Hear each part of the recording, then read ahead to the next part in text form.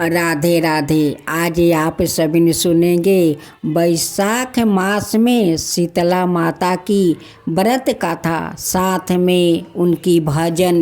बैसाख मास में शीतला माता की कथा और भजन सुनी जाती है। शीतला माता तो हर माहे की वो घर घर घूमती है, लेकिन जे घर में शीतला माता का कथा और भजन लोग सुनते हैं, वो सुनकर वो बहुत प्रसन्न हो जाती है। उन्हें कोई तकलीफ नहीं पहुंचाती है। जहाँ जाती है वहाँ पर अपना वो सोने के झाड़ू और कलश लेकर जाती है कि जो भक्त उनकी दुख में रहे वो सारे दुख दलिद्रता को उस झाड़ू से झाड़ कर लेकर चली जाती है। शीतला माता ऐसी है। शीतला माता की पूजा का पर्व हर साल चैत्र महीने की कृष्णा पक्ष की अष्टमी तिथि पर मनाया जाता है। इस दिन शीतला माता की पूजा का विधान है। शीतला माता को आरोग्य की देवी माना जाता है। इनको ठंडा यानी शीतला भोजन अत्यंत प्रिय है। यही कारण है कि माता का भोग एक दिन पहले यानी सप्तमी तिथि को तैयार कर लिया जाता है। पूजा के साथ व्रत में कथा पढ़ने का बहुत महत्व है। पौराणिक कथा के अनुसार एक बार पार्वती स्वरूपा देवी शीतला माता की पृथ्वी पर बर्मन करने की इच्छा हुई। उन्होंने विचार किया कि इस चराचर जगत में उनकी पूजा कौन करता है, कौन उन्हें मानता है। शीतला माता बुढ़िया का रूप धारण कर धरती पर राजस्थान के डुंगरी गांव पहुंची और देखा कि आसपास उनका कोई मंदिर नहीं है और ना ही कोई उनकी पूजा करता है। माता शीतला गांव की गलियों में घूम रही थी कि तभी एक मकान के ऊपर से किसी ने चावल का उबला पानी नीचे फेंका। उबलती पानी शीतला माता के ऊपर गिरा, जिससे शीतला माता के शरीर में फफोले छाले पड़ गया। शीतला माता के पूरे शरीर में तप होने लगा। शीतला माता चिल्लाने लगी, अरे मैं जल गई, मेरा शरीर तप रहा है, जल रहा है, कोई मेरी मदद करो। लेकिन उस गांव में किसी ने भी शीतला माता की मदद नहीं करने आया। एक कुम्हार महिला अपने घर के बाहर बैठी थी। उसने देखा कि बुढ़िया काफी जल गई है। महिला ने बुढ़िया माई पर खूब ठंडा पानी डाला और बोली, हे माँ, मेरे घर में रात की बनी हुई लबरी रखी है और थोड़ा दही भी है, तू दही लबरी खा ले। बुढ़िया माई ने ठंडी जवार के आटे की लबरी और दही खाया तो शरीर को ठंडक मिली। महिला की नजर उस बुढ़िया माई के सिर के पीछे पड़ी तो कुम्हार ने देखा कि एक आँख वालों के अंदर छुपी है। यह देख कर वो कुम्हार ने डर के मारे घबरा कर भागने लगी। इसी दौरान उस बुढ़िया माई ने कहा, रुक जा बेटी, तू डर मत, मैं कोई भूत प्रेत नहीं हूँ, मैं शीतला देवी हूँ। मैं तो इस धरती पर यह देखने आई थी कि मुझे कौन मानता है, कौन मेरी पूजा करता है। इतना कह कर माता चार भुजा वाली हीरे जवाहरात के आभूषण पहने, सिर पर सौरन मटुक धारण किए अपने असली रूप में प्रकट हो गई। माता के दर्शन कर महिला सोचने लगी कि अब मैं गरीब इस माता को कहाँ पर बैठाऊं? उसने देवी से कहा कि मेरे घर में तो आपको बैठने तक का स्थान नहीं है, आपकी सेवा कैसे करूं? शीतला माता प्रसन्न होकर उस महिला के घर में खड़े गधे पर बैठ गई। उन्होंने एक हाथ में झाड़ू और दूसरे हाथ में डलिया लेकर महिला के घर की दलीदारता को झाड़ कर डलिया में भर कर फेंक दिया। साथ ही महिला से वरदान मांगने को कहा। महिला ने हाथ जोड़कर कहा, माता, मेरी इच्छा है कि अब आप इसी डुंगरी गांव में स्थापित होकर रहो। होली के बाद की अष्टमी को जो भी भक्ति भाव से पूजा करे, आपको ठंडा जल, दही, बासी ठंडा भोजन चढ़ाए, उसके घर की दलीदारता को दूर करो। शीतला माता ने महिला को सभी वरदान दे दिया और आशीर्वाद दिया कि इस धरती पर उनकी पूजा का अधिकार सिर्फ कुम्हार जाति का ही होगा। उसी दिन से डुंगरी गांव में शीतला माता स्थापित हो गई और उस गांव का नाम हो गया सील की डुंगरी। शीतला माता अपने नाम की तरह ही शीतला है, वो अपने भक्तों पर खूब कृपा करती है। राधे राधे राधे राधे भक्तजनों, चैत महीना में आप सभी सुने शीतला माता की भजन। शीतला माता का भजन चैत भर चलता है। सभी लोग घर घर में चैत में शीतला माँ का भजन सुनते हैं, उनकी कथा सुनते हैं, ताकि माँ शीतला खुश रहे और सभी के ऊपर अपना कृपा बनाए रखे। पुरावा बहे तनी मिया डोले, पुरावा बहे तनी मिया डोले, ताई ऊपर शीतल मैया डोलस, ताई ऊपर शीतल मैया डोलस। आयल चैतवा शीतल माई के दिनवा, आयल चैतवा शीतल माई के दिनवा, सब सेवकिया आवस मंदिरवा, सब सेवकिया आवस मंदिरवा, ठंडे ठंडे भोगवा लगावस सेवकिया, ठंडे ठंडे भोगवा लगावस सेवकिया, लगावस सेवकिया पियावस पनिया, लगावस सेवकिया पियावस पनिया। दौड़ल जाली कुमरा दुवरवा, दौड़ल जाली कुमरा दुवरवा, कोमैन करावेली लबरी भोजनवा, कोमैन करावेली लबरी भोजनवा। खुश होके शीतल मैया भर देली धनवा, खुश होके शीतल मैया भर देली धनवा। जैसे करौलू बेटी लबरी भोजनवा, जैसे करौलू बेटी लबरी भोजनवा, ओइसे बनलो रहो तोहर मांग के सिंदूरवा, ओइसे बनलो रहो तोहर मांग के सिंदूरवा, बनल रहो तोहरो पूरा परिवारवा, बनल रहो तोहरो पूरा परिवारवा। इहे बाटे बेटी हमरे आशीर्वादवा, इहे बाटे बेटी हमरे आशीर्वादवा।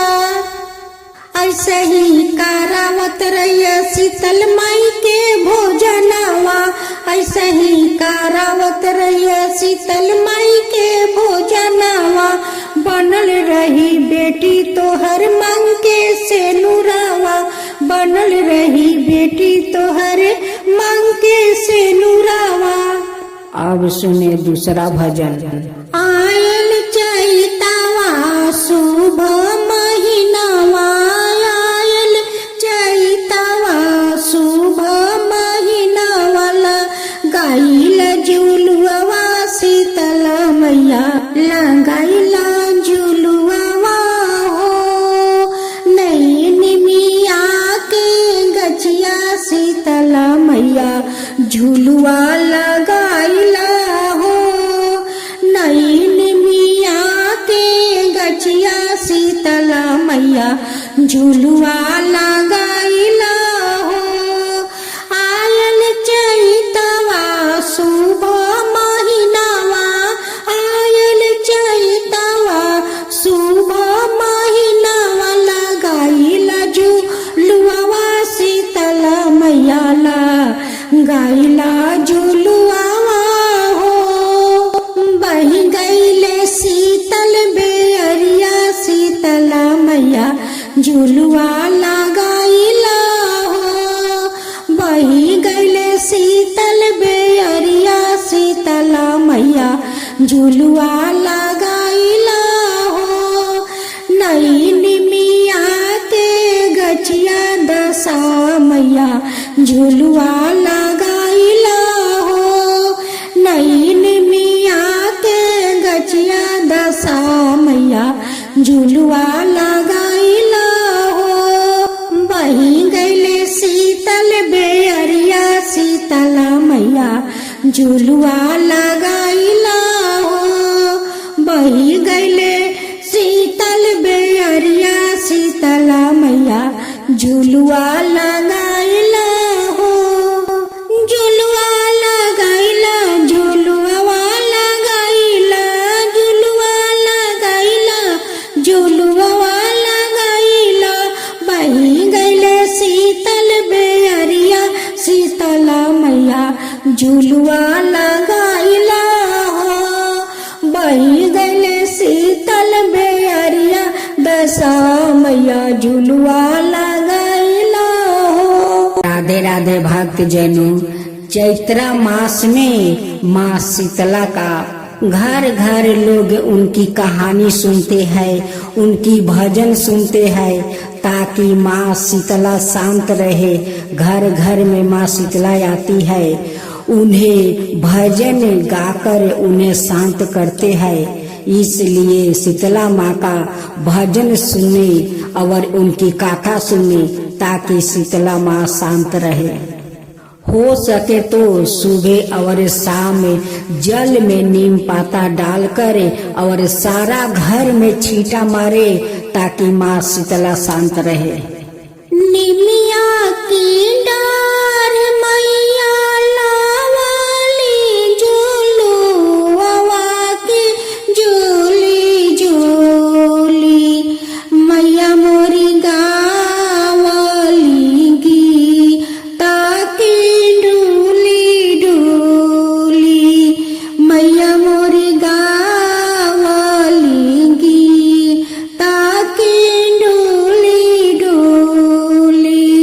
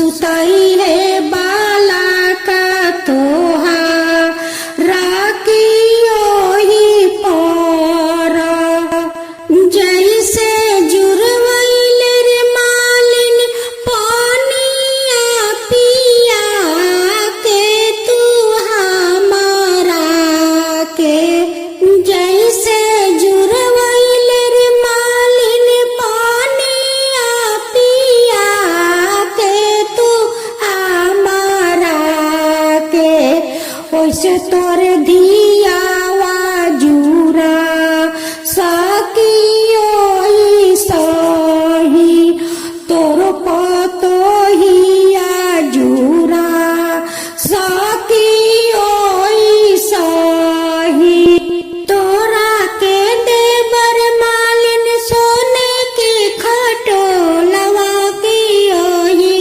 पर सुतई है बाला का तोहारा की ओही पर जैसे जुरवैल रे मालिन पानिया पिया के तू हमारा के ओइसे तोर धियावा जुरा सकियो सही तोर पोतोहिया जुरा सकियो सही बनल रही घरवा दुआरवा बनल रही परिवारवा की बनल रही तोरो पूरा परिवारवा की बनल रही तोरो पूरा परिवारवा की बनल रही। माँ शीतला का घर घर लोग उनकी कहानी सुनते हैं, उनकी भजन सुनते हैं ताकि माँ शीतला शांत रहे।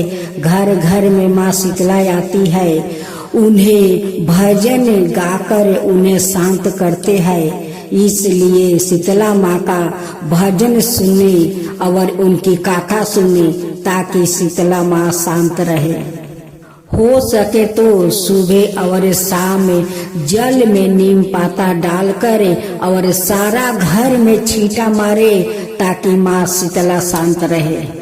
निमिया की डार मैया लावाली झूलुआ की झूली झूली मैया मोरी गावली गीता की डूली डूली मैया मोरी गावली गीता की डूली डूली झूलता झूलते माई के लागले पियसिया की चली बाइली मौला होरिया दुआरा की चली बाइली झूलता झूलते माई के लागला